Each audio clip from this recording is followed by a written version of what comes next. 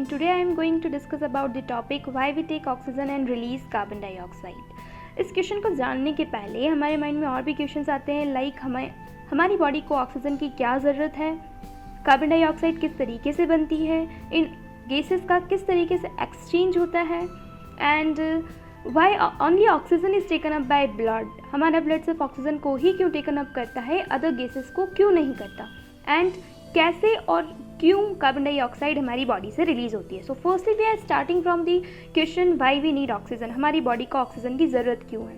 Okay हम जो खाना लेते हैं वो ग्लूकोज की फॉर्म में हमारी सेल्स तक पहुंचता है. ओके यहाँ पे इस ग्लूकोज का ब्रेकडाउन होता है in the presence of oxygen.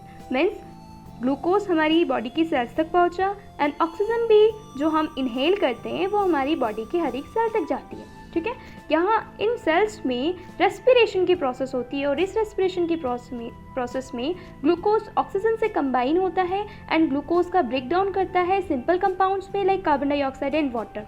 Okay this process is known as respiration. इस रेस्पिरेशन की प्रोसेस में 38 ATP मॉलिक्यूल्स का फॉर्मेशन होता है.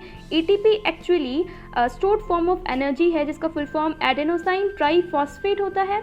ठीक है, सो रेस्पिरेशन की प्रोसेस हमारी बॉडी की सेल्स में होती है और इसीलिए ऑक्सीजन की ज़रूरत होती है. ठीक है, अगर ऑक्सीजन नहीं होगा तो ग्लूकोज का ब्रेकडाउन नहीं होगा और ग्लूकोज का ब्रेकडाउन अगर नहीं हुआ तो ATP का फॉर्मेशन नहीं होगा, मीन्स एनर्जी का फॉर्मेशन नहीं होगा. That's why we need oxygen. Okay the next question is how carbon dioxide is form. जैसा कि अभी हमने देखा कि रेस्पिरेशन की प्रोसेस में कार्बन डाइऑक्साइड एंड वाटर का भी फॉर्मेशन हुआ है ग्लूकोज के ब्रेकडाउन से. ठीक है, तो ये कहाँ बन रही है, हमारी बॉडी की सेल्स में बन रही है. कौन सी प्रोसेस से बन रही है, तो रेस्पिरेशन की प्रोसेस से बन रही है. ठीक है, जहाँ पे एक मॉलिक्यूल जो होता है ग्लूकोज का वो 6 ऑक्सीजन मॉलिक्यूल के साथ में कंबाइन होता है और जब ग्लूकोज का ब्रेकडाउन होता है तो 6 molecule of carbon dioxide, 6 molecule of water and 38 ATP का फॉर्मेशन होता है.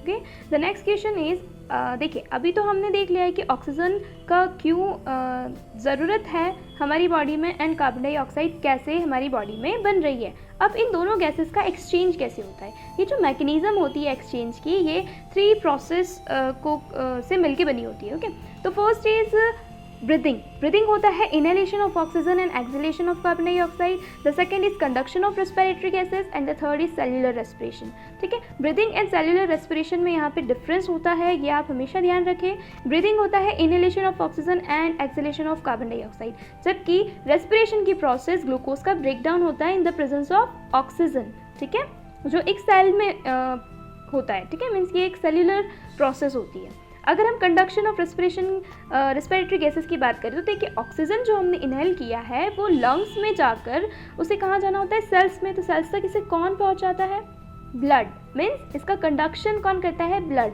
ठीक है, और जो सेल्स में कार्बन डाइऑक्साइड बनती है इस कार्बन डाइऑक्साइड को लंग्स तक कौन लेके आता है, ब्लड लेके आता है. ठीक है, so that process is called conduction of respiratory gases. आप इस फ्लो चार्ट से भी समझ सकते हैं.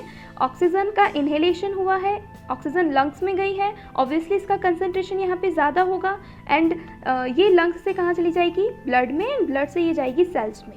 सेल्स में ऑक्सीजन का कंसंट्रेशन कम यहाँ पे मैंने शो किया है. ठीक है, इसका कंसंट्रेशन यहाँ पे कम होता है. क्यों, क्योंकि सेल्स में ऑक्सीजन यूज़ होती है. ठीक है, कौन सी प्रोसेस के लिए, रेस्पिरेशन की प्रोसेस के लिए. सो और इस रेस्पिरेशन की प्रोसेस से कौन सी गैस का फॉर्मेशन होता है, कार्बन डाइऑक्साइड गैस का फॉर्मेशन होता है. इसलिए सेल्स में कार्बन डाइऑक्साइड का कंसंट्रेशन क्या होता है, ज़्यादा होता है. कार्बन डाइऑक्साइड फिर सेल से ब्लड में जाएगी और ब्लड से कहाँ जाती है, लंग्स में, और लंग्स से हो जाती है एक्सेल आउट. ओके आप जो है ये जो पूरी प्रोसेस होती है एक्चुअली एक चीज़ और, ये पूरी प्रोसेस होती है लॉ ऑफ डिफ्यूज़न के बेसिस पे. ठीक है, मीन्स लॉ ऑफ डिफ्यूज़न क्या होता है, the movement of particles from high concentration to lower concentration, या फिर कोई भी पार्टिकल या फिर गैस जो है वो हाई प्रेशर से लो प्रेशर की तरफ मूवमेंट करती है. ठीक है, अगर यहाँ पे ऑक्सीजन ज़्यादा है मीन्स इसका प्रेशर लंग्स में ज़्यादा होगा. ठीक है, और सेल्स में ऑक्सीजन कम है मीन्स यहाँ पे इसका प्रेशर कम होगा. ठीक है, सो ये इधर से कहाँ पे मूवमेंट करेगी ऑक्सीजन, ब्लड से सेल्स में. ठीक है, और कार्बन डाइऑक्साइड का प्रेशर इधर ज़्यादा होगा तो ये कार्बन डाइऑक्साइड से ब्लड में और ब्लड से कार्बन डाइऑक्साइड जो है कहाँ चली जाएगी, लंग्स में, और लंग्स से क्या हो जाएगी, एक्सेल आउट हो जाएगी। द नेक्स्ट इज, अगर आप इस डायग्राम में देख रहे हैं तो लास्ट रेस्पिरेटरी सरफेस जो होती है वो होती है एल्वियोलाई। एल्वियोलाई एक्चुअली इस डायग्राम में आप देखिए बहुत सारी ब्लड कैपिलरी से सराउंड होती है। जैसा कि अभी हमने देखा कि ऑक्सीजन लंग्स में गई है, तो लंग्स का जो लास्ट रेस्पिरेटरी सरफेस होता है वो होता है एल्वियोलाई। ऑक्सीजन इन एल्वियोलाई तक जाती है और ऑक्सीजन इन एल्वियोलाई से कहाँ एंटर कर जाती है, ब्लड में, through these blood capillaries by the process of diffusion.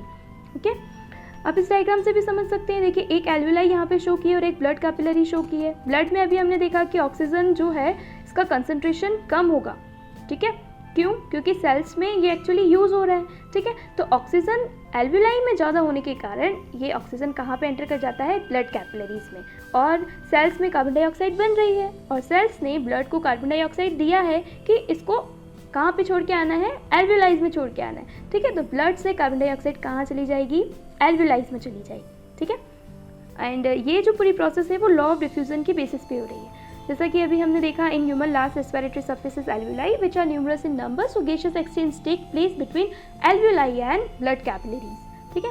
अगर हम पार्शियल प्रेशर की बात करें, जो हम प्रेशर ग्रेडियंट की अभी बात कर रहे थे, ठीक है। पार्शियल प्रेशर क्या होता है, अगर कोई गैसेस का मिक्सचर है, ठीक है, उसमें एक इंडिविजुअल गैस अपना कितना प्रेशर कंट्रीब्यूट कर रही है उसे हम कहेंगे पार्शियल प्रेशर। अगर ऑक्सीजन की बात करें तो ये हो जाएगा partial pressure of oxygen is denoted by PO2, okay, and carbon dioxide का पार्शियल प्रेशर हम डिनोट करते हैं PCO2 से। एल्वियोलाइज में अगर हम PO2 देखें तो ये होता है 104 mmHg एंड कैपिलरीज में होता है 95 mmHg, ठीक है। मीन्स एल्वियोलाई में ज़्यादा है एंड ब्लड कैपिलरीज में कम है, तो ऑक्सीजन का मूवमेंट कहाँ से कहाँ होगा, एल्वियोलाई से कैपिलरीज में, ठीक है। मीन्स हाई प्रेशर से लो प्रेशर की तरफ। और कार्बन डाइऑक्साइड एल्वियोलाई में 40 mmHg है partial pressure and blood capillaries में इसका पार्शियल प्रेशर है 46 mmHg। तो ज़्यादा कहाँ पे, ब्लड कैपिलरीज में, तो हाई प्रेशर से लो प्रेशर की तरफ जाएगी, मीन्स ब्लड कैपिलरीज से कार्बन डाइऑक्साइड एल्वियोलाइज में शिफ्ट हो जाएगी। Okay, so I hope I have clear that gaseous exchange and one more thing, so the जैसा मैं आपको बता चुकी हूँ, so the exchange of carbon dioxide and oxygen takes place between the capillaries and alveoli according to the law of diffusion, means what, high concentration to lower concentration. The next question is why oxygen is taken up by blood and not the other gases. देखिए atmosphere में तो और भी gases present है, वो भी हम inhale करते हैं, वो भी हमारे लंग्स तक ही जाती है, लेकिन क्या होता है कि लंग्स में ऑक्सीजन गया है तो ब्लड में जो हीमोग्लोबिन प्रेजेंट होता है उसकी कैपेसिटी सिर्फ इतनी होती है, उसकी एफिनिटी सिर्फ किसके साथ होती है, ऑक्सीजन के साथ। इसलिए सिर्फ और सिर्फ ऑक्सीजन ही जो है वो ब्लड के साथ जाता है, बाकी गैसेस नहीं जाती, बाकी गैसेस लंग्स में ही रह जाती है, ठीक है। तो पहला तो हो गया डिफ्यूज़न वाली प्रोसेस।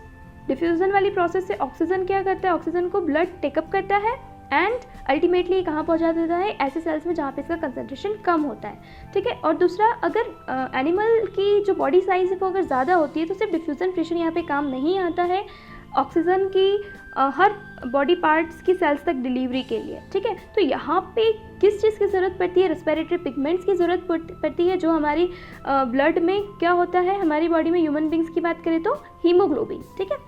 तो ये क्या करता है, ऑक्सीजन के साथ में कंबाइन होता है रेस्पिरेटरी पिगमेंट हीमोग्लोबिन और क्या बनाता है, ऑक्सी हीमोग्लोबिन, और ऑक्सी हीमोग्लोबिन के फॉर्म में ऑक्सीजन ब्लड में ट्रांसपोर्ट होती है, कहाँ पर, टिश्यूज या फिर हर एक सेल्स तक, ठीक है। यही लिखा है, haemoglobin is a respiratory pigment in human beings, जो कहाँ प्रेजेंट होता है, आरबीसीज में प्रेजेंट होता है, जो रेड ब्लड सेल्स होती है हमारी ब्लड की, और ये ऑक्सीजन के साथ में हाई एफिनिटी शो करता है, ठीक है। डिफ्यूज़न की प्रोसेस ही अगर ऑक्सीजन का मूवमेंट करवाए और हीमोग्लोबिन अगर प्रेजेंट ना हो तो ऑक्सीजन को एस्टिमेट 3 इयर्स लग जाएंगे हमारे लंग्स से हमारी टॉयज तक पहुंचने के लिए, ठीक है। सो आप समझ सकते हैं कि हीमोग्लोबिन हमारी ब्लड के लिए, हमारी बॉडी के लिए कितना इंपॉर्टेंट है, ठीक है, क्योंकि ये क्या करता है, ऑक्सीजन कैरियर होता है, ओके, जो हमारे लंग्स से कहाँ तक लेके जाता है, हर एक टिश्यू या सेल्स तक पहुँचाता है ऑक्सीजन को, ठीक है। The next question is how and why carbon dioxide is release from the cells. देखिए कार्बन डाइऑक्साइड जो रेस्पिरेशन की प्रोसेस में बन रही है वो हमारी बॉडी के किसी काम की नहीं होती है, एक्चुअली ये क्या होती है, हार्मफुल होती है और हमारी बॉडी का वेस्ट प्रोडक्ट होती है, so it's need to be excrete out from our body. Carbon dioxide जो होता है वो वाटर में ज़्यादा सॉल्युबल होता है एज़ कम्पेयर टू ऑक्सीजन, इसलिए इसे किसी रेस्पिरेटरी पिगमेंट की ज़रूरत नहीं होती है। ये नॉर्मली ब्लड में डिजॉल्व फॉर्म में ही ट्रांसपोर्ट हो जाता है, मीन्स टिश्यू से लंग्स तक आता है एंड लंग्स से ये फिर एक्सेल आउट हो जाता है। Okay, so I think I have cleared why we take oxygen and release carbon dioxide. Thanks for watching. I hope you like my explanation. Please like, comment, share and subscribe our channel. Thank you.